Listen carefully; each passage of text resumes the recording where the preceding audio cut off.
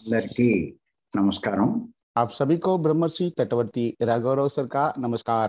కార్యక్రమం ప్రారంభించే ముందు గురువు గారు బ్రహ్మర్షి పత్రి గారికి ఒక్కసారి మనం ధన్యవాదాలు చెప్పుకుందాం. कार्यक्रम की शुरुआत करने से पहले परम गुरु ब्रह्मर्षि पितामह पत्री जी को फिर से एक बार धन्यवाद करते हैं। మనం 88 ఎపిసోడ్ నుంచి ఒక విషయమే చెప్పుకుంటున్నాం. हम पिछले 88 एपिसोड से एक विषय के ऊपर चर्चा कर रहे थे। ఈరోజు 89వ ఎపిసోడ్. आज का यह एपिसोड 89 है। ఈ సందర్భంగా బ్రహ్మ జ్ఞానం గురించి మనం చెప్పుకుంటున్నాం. इसी संदर्भ में ब्रह्म ज्ञान के बारे में बता रहे हैं। ఈరోజు 8వ పార్ట్ బ్రహ్మ జ్ఞానంలో. आज ब्रह्म ज्ञान का 8वां भाग है। మనం ఆ బ్రహ్మే ఆత్మ అని కూడా ఇంతకుముందు చెప్పుకున్నాం. हम वह ब्रह्म ही आत्मा है ऐसा इससे पहले बता चुके हैं। పరబ్రహ్మం మించినది ఏదీ లేదు అని కూడా మనం చెప్పుకున్నాం. पर ब्रह्म से बढ़कर और कुछ भी नहीं है ऐसा हम बता चुके हैं। ఈ సృష్టిలో ఉన్నదే పరబ్రహ్మ.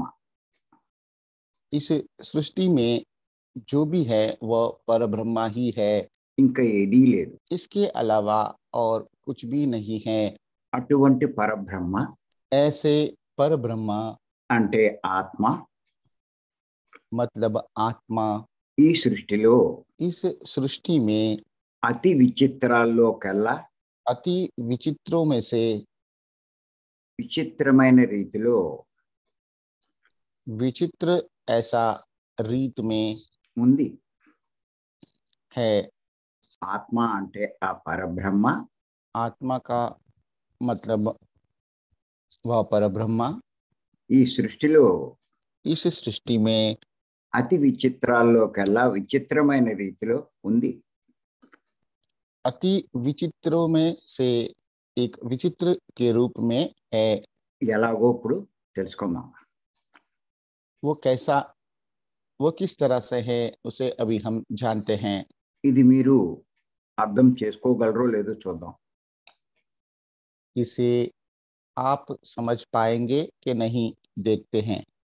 ఇది మీరు అర్థం చేసుకునే దాన్ని బట్టి इसे आप जिस तरह से समझ पाते हो उसके आधार पर మీ జ్ఞాన పరిధి ఎంతో తెలుస్తుంది. आपकी ज्ञान की सीमा कितना है समझ पाओगे। आपकी ज्ञान की सीमा कितना है वह आप समझ पाओगे। అది ఒక ఆకారం లేనిది ఒక ఆకారం లేనిది ఒక ఆకారంలో ఉండడం. एक निराकार, एक जिसका आकार है, అందులో ఉంటుంది. एक निराकार आकार में रहता है। అది यस सर, एक निराकार एक आकार में रहता है। ఇప్పుడు బాగుంది. నెంబర్ 2, दूसरा ఒక శాశ్వతమైనది ఒక అశాశ్వతమైన దాంట్లో ఇమిడి ఉండడం. एक शाश्वत है जो अशाश्वत में बसा है। ఒక శాశ్వతమైనది ఒక అశాశ్వతమైన దాంట్లో ఇమిడి ఉండడం. एक शाश्वत है अशाश्वत में ఒక समाकर, ఒక అశాశ్వతమైన దాంట్లో एक अशाश्वत ऐसा उसमें बसा है, उसमें समा हुआ है। నెంబర్ 3, तीसरा బాల్య యవ్వన వార్ధక్యాలు లేనిది बाल्य यौवन और वृद्धाप्य नहीं है ऐसा అవి కలిగిన దాంట్లో ఉండడం. లేనిది అవి కలిగిన దాంట్లో ఉండవు. जी। ఎన్నికైతే అవి ఉంటాయో అందులో ఉండడం. जिनका ये सब है उसी में रहता है। అది ఇప్పుడు సరిగ్గా అర్థం వస్తున్నది. 4 चौथा, ఒక అనంతమైనది ఒక పరిమితమైన దాంట్లో చేరి ఉండడం. एक अनंत है, एक परिमित परिमित बनकर उसमें बसा है। బన్కర్ అంటే మైనది అని, అపరిమితమైన దానిలో అన్న కదా, అందుకని అపరిమితమైన దానిలో కాదమ్మా, ఒక అనంతమైనది ఒక పరిమితమైన దాంట్లో చేరి ఉండడం. एक अनंत है, एक परिमित में बसा है। గుణాలు లేనిది ఒక గుణాలు కలిగిన దాంట్లో ఉండటం.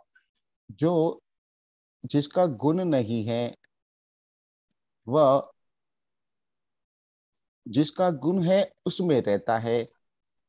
ఖండాలుగా లేనిది ఒక ఖండంలో ఉండడం. खंडों में नहीं है, एक खंड में समा हुआ है। నాశనము లేనిది నాశనము అయ్యే దానిలో ఉండడం.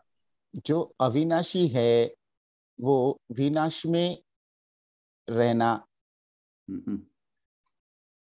వినాశనం అయ్యే దానిలో ఉండడం. जो विनाश होता है उसमें रहता है। అది క్షీణించనిది క్షీణించే దానిలో ఉండడం. जो क्षीण नहीं होता है, क्षीण होता है उसमें समा हुआ रहता है। నిత్యమైనది అనిత్యమైన దానిలో ఉండడం. जो नित्य है वो अनित्य में बसा हुआ है। అనిత్య హై ఉస్మే బసా హువా హై అంటే ఇంకా బాగుంటుంది చూడు, ఉస్మే అని. అందులో నిత్యమైనది అనిత్యమైన దానిలో ఉండడం. जो नित्य है वो अनित्य में बसा हुआ है। 10 10वां, ఏ కర్మలు చేయనిది కర్మలు చేసే దానిలో ఉండడం. जो कोई भी कर्म नहीं करता है वह कर्म करने वालों में समा हुआ है। 11 11वां, అతి శక్తివంతమైనది పరిమిత శక్తి గల దాంట్లో కూడి ఉండడం. अति शक्तिमान जो परिमित शक्ति है उसमें रहता है। ఇంకోసారి చెప్పది. जो शक्तिमान है वो अपरिमित शक्ति में बसा हुआ है। 12 12वां, అన్నిటికీ చేతనత్వాన్ని ఇచ్చేది అచేతనమైన దాంట్లో నిలిచి ఉండడం. जो सबको चेतना देता है वो अचेतना में बसा हुआ है। 13 13, సర్వానికి ప్రకాశాన్ని ఇచ్చేది जो सबको प्रकाश देता है, స్వయం ప్రకాశం కానీ జడంతో కలిసి ఉండడం. स्वयं प्रकाश नहीं है ऐसा जड़ के साथ में मिलकर रहता है। 14 14वां, పరిశుద్ధమైనది మలభాండంలో చేరి ఉండడం. जो परिशुद्ध है वो अपरिशुद्ध है उसमें रहता है। 15 15, ముక్తమైనది जो मुक्त है, మోక్షాన్ని వెతికే దాంట్లో ఉండడం. जो मोक्ष को ढूंढ रहा है उसमें रहना है, उसमें रहता है। ఈ విధంగా మనం ఆలోచించి చూస్తే इस तरह से हम सोचकर देखते हैं तो ఆ పరబ్రహ్మం वह परब्रह्म అంటే ఆత్మ मतलब आत्मा బహు విచిత్రమైన కళాకారుడిగా దర్శనమిస్తూ ఉంటుంది. बहु विचित्र कलाकार जैसा दर्शन देता है। మళ్ళా చెప్పు నాయనా. बहु विचित्र ऐसा कलाकार जैसा दर्शन देता है। ఈ విధంగా ఆలోచించి చూసినప్పుడు ఆ పరబ్రహ్మం బహు విచిత్రమైన కళాకారుడిగా దర్శనమిస్తూ ఉంటుంది.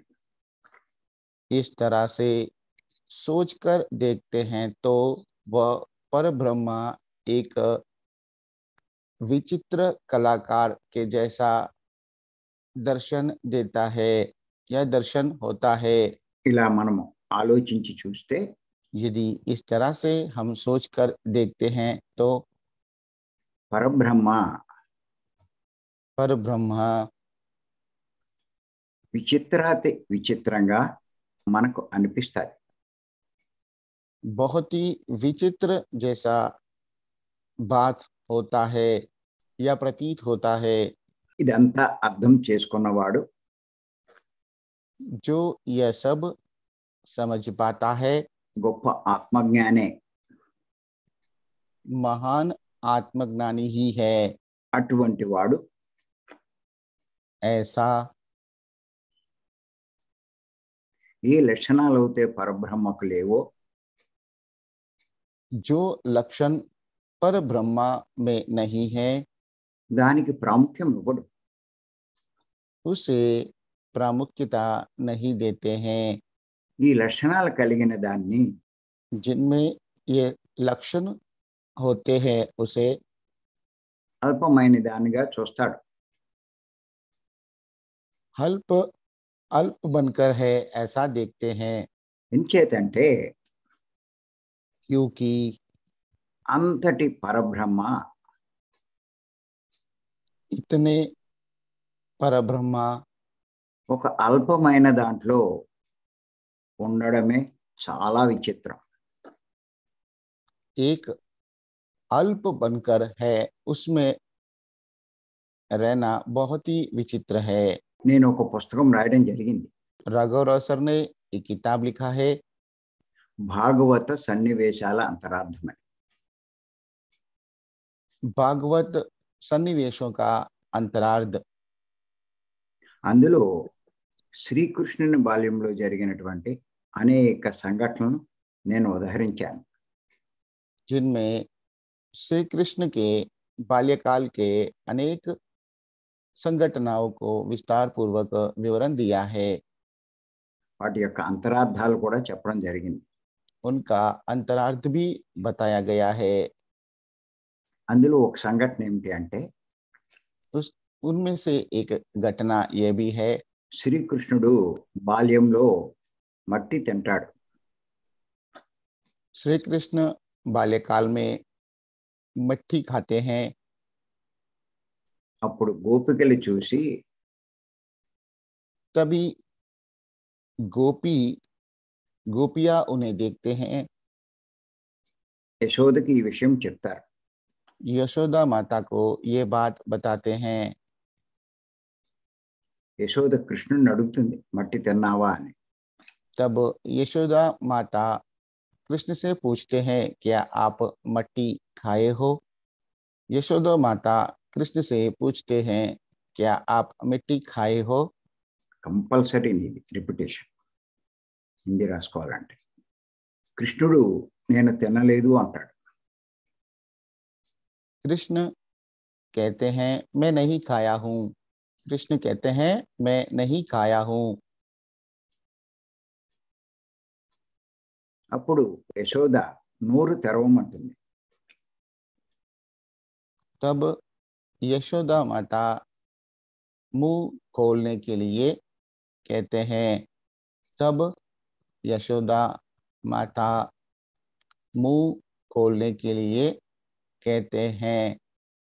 అప్పుడు కృష్ణుడు నోరు తెరుస్తాడు.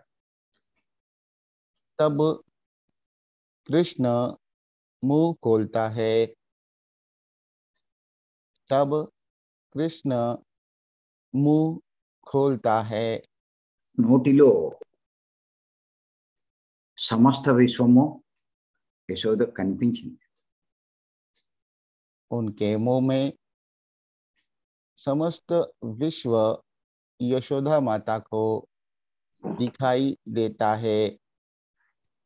उनके मुंह में समस्त विश्व यशोदा माता को दिखाई देता है। 14 భువన భాండాలు ఆయన నోట్లో కనిపించాయి. 14 तरह के भवन भांडव उनके భువన్ భాండ भुवन भांड उनके मुंह में दिखाई देते हैं। 14 भुवन भांड उनके मुंह में दिखाई देते हैं। దాని అర్థం इसका अर्थ అనంతమైన అఖండమైన ఈ విశ్వం जो अनंत है, जो अखंडित है, जो अखंड है, ऐसा यह विश्व, जो अनंत है, जो अखंड है, ऐसा यह विश्व ఒక చిన్న పిల్లవాడి నోట్లో ఇమిడి ఉంది. एक छोटे बालक के मुंह में समा हुआ है। एक छोटे बालक के मुंह में समाया हुआ है। ఎంత విచిత్రం! कितना विचित्र है, कितना विचित्र है, ఎంత ఆశ్చర్యం! कितना आश्चर्य है, कितना आश्चर्य है। వేదవ్యాసుల వారు वेद व्यास जी ने భాగవతం రాస్తూ भागवत लिखते हुए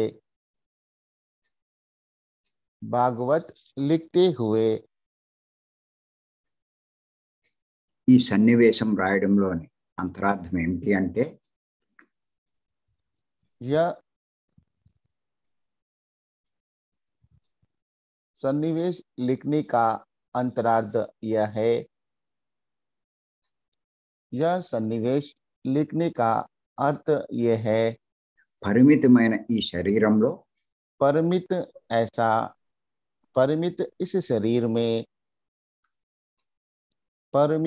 इस शरीर में ఆది అంతములు లేని आदि अंत नहीं है, आदि अंत नहीं है। ఆ పరమాత్మ ऐसा परमात्मा, ఆ పరబ్రహ్మ ऐसा पर ब्रह्म ఇమిడి ఉండడం. समा हुआ है। దీనికి ఉదాహరణ మనం తీసుకుంటే इसका उदाहरण के लिए పత్రి जी మనలాగే ఉంటాడు. हमारे जैसा ही रहते हैं। ఇంతే శరీరం ఉంటుంది. इतना ही शरीर रहता है। కానీ ఆయనలో लेकिन उनमें అపారమైన अपार అఖండమైన अखंड జ్ఞానం ఇమిడి ఉంది. ज्ञान है, ज्ञान समाया हुआ है। శరీరాలు ఒకటైనా शरीर एक ही है, మనలో शरीर జ్ఞానం లేదు. एक ही है, फिर भी हम में ज्ञान नहीं है।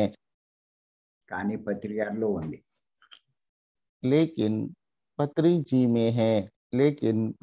में है।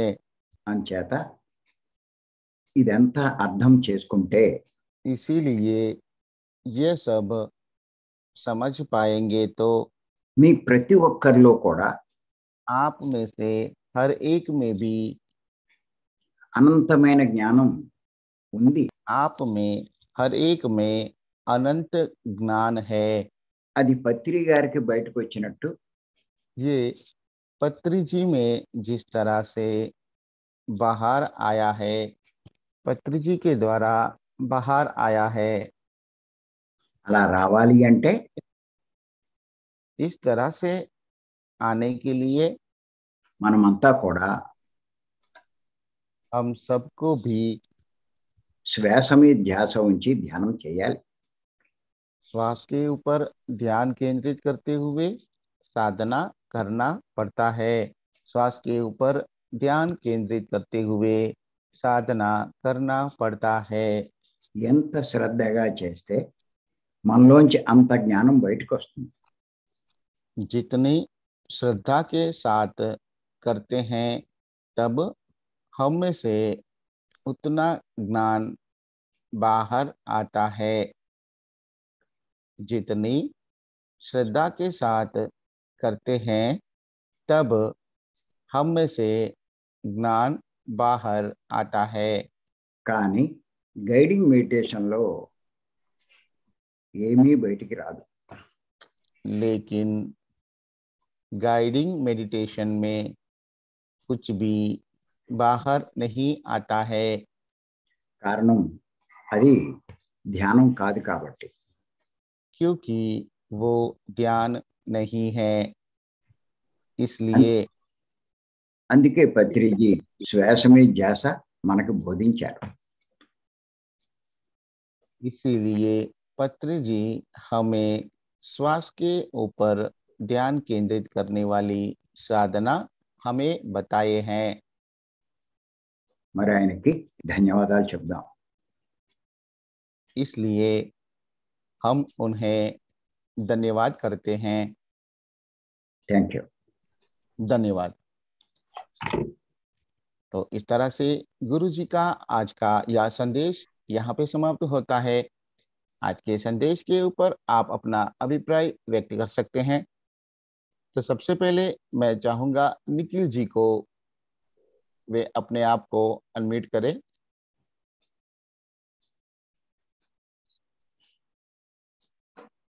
नमस्ते निखिल जी।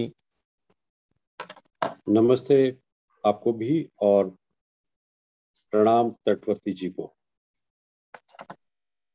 आज के इस ब्रह्म ज्ञान में हमें यह मालूम पड़ता है कि जो हम इस तरह से समझ पाते हैं कि ज्ञान की सीमा निर्धारित करता है। एक आकार है और एक जो आकार में नहीं है, एक निराकार है, एक और वो निराकार में रहता है। एक निराकार है जो आकार में रहता है। No, you are not understood. I'll just come back again, sir. Oh. I'll just come back. एक जो आकार में है, एक जो निराकार है वो आकार में रहता है। हाँ, करेक्ट. यस। दूसरा जो शाश्वत है वो अशाश्वत में बसा है। हाँ. तीसरा बाल यौवन और वृद्धा नहीं है, वो शाश्वत है। जिनका यह सब है उसी में रहता है। No. Once again. यौवन और वृद्धा नहीं है वो। जिसको अर्थात जिसको बाल्य यौवन वार्धक्य नहीं है उसे it is in that which have got all these qualities. Okay sir. एक अनंत है और एक और वह परिमित में बसा है। जिसका गुण है, गुण नहीं है, वह गुण में रहता है। गुणालु कलिगिन दांట్లో which has got gunas. That meaning you have to. Yes. Which is without any gun, it is staying in, which is full of gun. No. It is staying in which is having gun. Yes. जो खंडों में नहीं है वह सिर्फ एक खंड में समाहित है। No. Okay. जो अविनाशी है वह एक विनाश होने वाली देह में रहता है। जो हीन नहीं होता। सर, don't use देह। Okay sir. जो हीन नहीं होता उसमें समाया रहता है। जो नित्य है वह अनित्य में बसा हुआ है। जो कोई भी कर्म नहीं करता वह कर्म करने वालों में बसा हुआ है। ओके। जो अति शक्तिमान है वह अपरिमित शक्ति में बसा हुआ है। परिमित होना चाहिए सर, अपरिमित नहीं, परिमित। Once again, you tell me once again. Yeah. जो शक्तिमान है वह परिमित शक्ति में बसा हुआ है। हाँ, करेक्ट। जो सबको चेतना देता है वह अचेतना में बसा है। जो प्रकाश में बसा है, नो, अचेतना नहीं है, अचेतना। अचेतना, चीज अचेतना इसमें रहता है। Okay sir. जो प्रकाश में बसा है वो जहाँ प्रकाश नहीं है वहां रहता है, उसके जड़ में रहता है। जो शुद्ध है वह अपरिशुद्ध में रहता है, वो अशुद्ध में रहता है। जो मोक्ष है वो जो मोक्ष चाहता है उसमें रहता है। बस इस तरह हम जब सोचते हैं तो आत्मा हमें बहुत विचित्र कलाकार जैसी दर्शित होती है। परब्रह्म, परम ब्रह्म। इस तरह से देखते हैं तो यह परम ब्रह्म विचित्र तरह से दर्शन देता है। यह हम इस तरह से सोचते तो परम ब्रह्म बड़ा विचित्र प्रतीत होता है। जो ये समझ पाता है वह महान आत्मज्ञानी है। ऐसे जो लक्षण परम ब्रह्म में नहीं है उसे प्रमुखता नहीं देते। जिनमें ये लक्षण होते हैं वह अल्प बन गए ऐसा देखते हैं, क्योंकि इतने परम ब्रह्म एक अल्प बनकर रहना बहुत विचित्र है। राघव राव जी ने एक पुस्तक लिखी है। What's the name of the book sir? Bhagwat Sannivesh Antarardh. Bhagwat Sannivesh अंतरार्ध।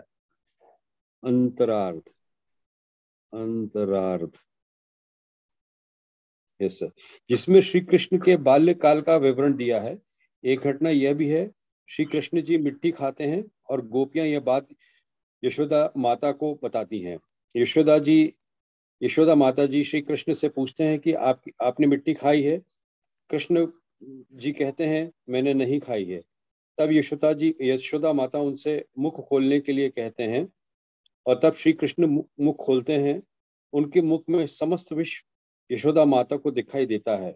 14 तरह के भुवन, उसके आगे सर आप there is another word I couldn't get it. Bhuvan 14 Bhuvan Bhandas. अच्छा, भांडास यस सर, उनके मुख में दिखाई देते हैं।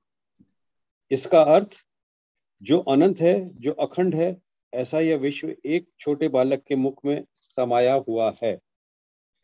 कितना विचित्र है, कितना आश्चर्यपूर्ण है। वेद व्यास जी ने भागवत लिखते हुए यह सन्निवेश लिखने का अर्थ यह है, परमित शरीर में आदि अंत नहीं है, ऐसा परमात्मा, ऐसा परम ब्रह्म समाया हुआ है। So this line is slightly unclear to me. What is unclear? ये परमित शरीर में आदि अंत नहीं है। Such a great Parabrahma was in limited body. Yes, sir. Understood? Not understood? Yes, sir. Yes, sir, I understood that. Such great qualities. Yes, sir. Which is, we can't explain. Yes, sir. That Parabrahma, yes, sir, was in a limited body. Yes, sir. That is very, very astonishing. That's right. Thank you, sir. Thank you, sir. इसके उदाहरण के लिए पत्री जी हमारे जैसा ही रहते हैं। इतना ही ऐसा ही शरीर है, लेकिन उनकी अपार अखंड ज्ञान, उसमें अपार अखंड ज्ञान समाया हुआ है। शरीर एक ही है, फिर भी हमसे ज्ञान नहीं, हम में ज्ञान नहीं है, लेकिन पत्री जी में है। इसलिए ये सब समझ पाएंगे। आप में अनंत ज्ञान है, यह पत्री जी के द्वारा बताया गया है। इस तरह से हम सबको खास यह खास यह ध्यान केंद्रित करना, इस जगह हमको अपना ध्यान केंद्रित करना चाहिए। जितनी श्रद्धा के साथ हम करते रहेंगे, हम श्वास observation of breath, only by observation of breath. Yes, वो इस तरह से हम सबको श्वास के ऊपर ध्यान केंद्रित करना चाहिए। जितनी श्रद्धा के साथ करते रहेंगे उतना ज्ञान बाहर आता रहेगा। गाइडेड मेडिटेशन में यह संभव नहीं है, इसलिए हम उनको धन्यवाद करते हैं। Thank you sir, thank you so much. Understood, sir? Yes, sir. Thank you so much. The difference between observation of breath and guiding meditation. Yes, sir. You won't get nothing. You get nothing in guiding meditation. Yes, sir. But you do this swasa ke upar dhyan. Yes, sir. You will get abnormal knowledge. Okay, sir. Those who do guiding meditation, they can't understand what we are telling. Okay, sir. They are very much confused. True. The mind gets diverted. They don't know. They don't have intellect. Their intellect won't improve. Okay, sir. They are thinking about body and mind only. They don't know about the greatness of this Atma, the soul. Yes, sir. Yes, sir. They are not thinking about the soul. Yes, sir. How can they know about all these things? Yes, sir. The masters, they won't teach or preach this one. True. The masters have themselves, they don't know the soul knowledge. Yes, sir. How can they teach? Yes, sir. Thank you, sir. Yeah. Thank you so much, sir. Thank you so much. Geeta madam, Geeta ji. Okay sir. नमस्ते गीता जी, अपने आप को unmute कीजिए। नमस्ते। आज आप एक उदाहरण में मुझे सब कुछ समझा दिया सर। आपने पहले ऐसे शुरुआत किया, ज्ञान की कोई सीमा नहीं है, और इसे समझने के लिए आपने 15 उदाहरण दिए, लेकिन मुझे समझ में बिल्कुल भी नहीं आया। लेकिन आप आपके पुस्तक के जरिए, जो भगवत सन्निवेश अंतरार्ध, एक किताब के जरिए श्री कृष्ण बाल्य का विवरण दिया था, बाल्य अवस्था का विवरण दिया था, जहाँ यशोदा माता उसे पूछती है, क्या तूने मिट्टी खाया? क्योंकि गोपियों तकरार करती है, आपके बच्चे ने मिट्टी खाया है। जब यशोदा माता उसको मुंह खोलने के लिए कहती है, तब यशोदा माता उसके मुंह से समस्त विश्व को देखती है। सो इसमें से मुझे मालूम पड़ गया आप जो 15 उदाहरण दिए क्या है। yes. आपने जो एक उदाहरण से मुझे 15 उदाहरण समझ में आई सर। लिमिटेड बॉडी में अनलिमिटेड ब्रह्मांड, अनलिमिटेड ब्रह्मांड। इस ब्रह्मांड को हम indescribable, it can not be described, that she saw in that mouth, small mouth. So limited शरीर में, परिमित शरीर में, means not only in Krishna, in everybody. Yes. That आगे is the meaning of yeah, but you went further.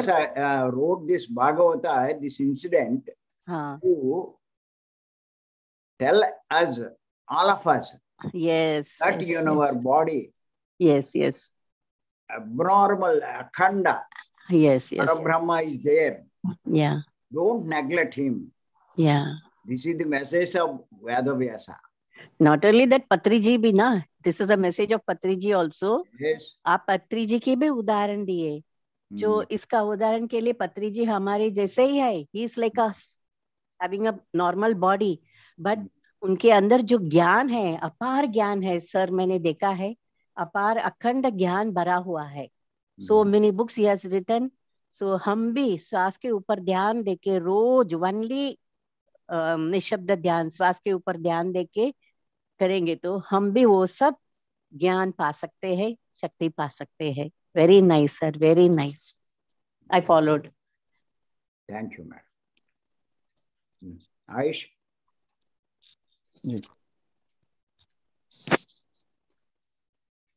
नमस्ते आयुष जी, अपने आप को अनम्यूट कीजिए। नमस्ते, नमस्ते sir. Chiranjeevi sir, just you tell me the essence. Sir, I want to ask a question. Can I ask or I should? Yes, ask it. Chiranjeevi sir, आप translate करेंगे sir? Yes sir. Okay. आज की class में sir ने जो पहला point बताया है कि एक निराकार आकार के अंदर रहता है। సార్ ఈ రోజు మీరు ఏదైతే చెప్పారో అది ఒకటి నిరాకారమైనది ఆకారంలో ఇమిడి ఉంది అని। परंतु हम जब लॉजिकल माइंड से सोचते हैं, కానీ మనము లాజికల్ మైండ్ తో ఆలోచిస్తే, లాజికల్ అనలేదే ఆయన అలా రాసుకున్నారు, तर्क तर्क तर्क बुद्धि। सर ने ऐसा तो नहीं कहा, ऐसा बोल रहे हैं। नहीं, मैं बोल रहा हूँ सर, मेरा सवाल है। అదేనమ్మా, ఆయన మాట్లాడిన మాట లాజికల్ అన్న వర్డ్ రాలా అన్నారు సార్। ఏమన్నారు మళ్ళీ అడుగు, మళ్ళీ ఇంకోసారి చెప్పను। सर आपका सवाल फिर से पूछे।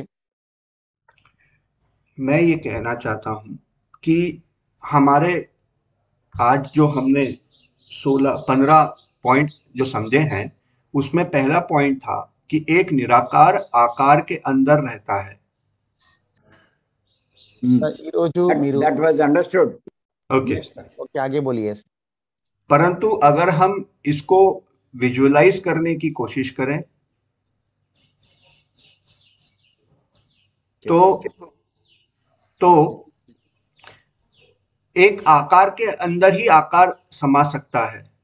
उदाहरण कि जब हम ग्लास में पानी भरते हैं तो उस ग्लास का भी एक आकार है और उस पानी का भी एक आकार है। निराकार जिसकी हम बात करते हैं, जो इनफाइनाइट है, उसको रहने के लिए किसी पात्र की आवश्यकता नहीं है, फिर भी वह पात्र के अंदर समा जाता है। ఆయన అనేది ఏంటంటే సార్ ఆకారంలో ఆకారం ఉంటుంది సార్, దాని అవసరం ఏంటి అంటాడు, అంతేనా? అవసరం ఏమిటి అని అనలేదు, అంటే అంత అంత విస్తృతమైనది ఈ ఆకారము గలదానిలో కూడా ఉంటుంది అని అంటున్నాడు। అవును, అదేగా ఆశ్చర్యం అంటే। ఎస్ సార్, సృష్టి అంతా వ్యాపించి ఉన్నది, పరమ మొత్తం సృష్టి సమస్త లోకాలు ఒక చిన్న ఆకారంలో ఉండడం। यस सर, చెప్పు। जी, तो सर का कहना यही तो आश्चर्य की बात है कि जो विस्तृत है, अमर्यादित है, अनंत है, वो एक छोटे से पात्र में भी समाता रहता है। కోటానుకోట్ల లోకాలు, करोड़ों लोकास है, అనంతమైన విశ్వం, अनंत विश्व है, ఒక చిన్న శరీరంలో ఉండడం, एक छोटा शरीर के आकार में समाया हुआ है। अदे आश्चर्य, यही आश्चर्य की बात है। इसका उल्टा बोले सर, इसका उल्टा कि हम उस निराकार के अंदर समाये हुए हैं, जो सब जगह व्याप्त है, हम उसके अंदर समाये हुए हैं। अदी करेक्ट है, इदी करेक्ट है। वो भी सही है, ये भी सही है। సృష్టిలో మనం ఉన్నామో, మనలో సృష్టి ఉంది। सृष्टि में हम है और हम में सृष्टि है। అదే విచిత్రం, यही विचित्र की बात है। ఇది తెలియాలి అంటే ఆయన జ్ఞానం పెరగాలి। इसे समझने के लिए उनका ज्ञान और अधिक होना चाहिए, बढ़ना चाहिए। మన కాదు, ఆయనది, నాకు అర్థమైంది। जी, इसे समझने के लिए आपका ज्ञान बढ़ना जरूरी है। అది అది okay sir, okay, thank you sir. Thank you, ధన్యవాद ఆయుష్ జీ। సార్ మళ్ళీ గీతా గారు హ్యాండ్ రైజ్ చేస్తున్నారు। ఎందుకంటే బాబు సార్, మన అంటే మళ్ళీ నన్ను కలిపితే నాకు అర్థమైంది కాబట్టి చెప్పగలిగా। ఎస్ సార్, ఆయనకు అర్థం కాలేదు కాబట్టి వాళ్ళు ప్రశ్నలు వేస్తున్నాడు। Okay sir. సార్ ఎప్పుడు అర్థమవుతుందంటే ఆయన జ్ఞానం పెరిగితే అర్థమవుతుంది। Correct sir. దాని అర్థం ఏంటి, ఇంకా జ్ఞానం పెరగలేదని మనకు అర్థమవుతుంది. yes sir పెంచుకోవాలైనా మనం ఏం చేస్తాం? okay sir yes sir okay madam. Sir एक ही पहला पॉइंट ही है, एक निराकार और आकार में रहता है. मुझे ये समझ में आया कि भगवान उसका आकार नहीं है. भगवान इज इन दिस बॉडी. या ही छोटे छोटे से बड़े बड़े शरीर. Meaning of that. या यही मुझे समझ में आया. He spirit, he has no form, no size, shape, nothing, but he is there in every जीव जंतु प्लस अवर शरीर, जिसमें आकार है, शेप है. That is astonishing. That is very astonishing. विचित्र है. यही मेरी समझ. Understood. Okay sir, I got it. Thank you. This, you have gained lot of knowledge. Okay sir. Okay. Thank you sir. Thank you. చూడు అనుపమ ఉందా? Sir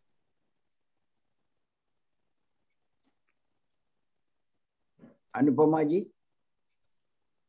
లేరు sir. Abhishek Varma అని ఎవరో వస్తున్నారు. ఆయన డాక్టర్ సార్, అని వెళ్ళిపోతారు. ఆయన 6:30 వరకు ఉంటారు, ధ్యానం చేస్తున్నారు, తర్వాత వెళ్ళిపోతారు. మనకు భోపాల్లో కలిసారు సార్ ఆయనే, అభిషేక్ అని. సరే సరే ओके क्लोज. ओके सर, तो आज का यह हिंदी सेशन को यहाँ पे समाप्त घोषित करते हैं. मिलते हैं कल सुबह के प्रातःकालीन व गुरु जी का दिव्य संदेश के लिए. तब तक हम आपसे रजा लेते हैं. धन्यवाद. Thank you.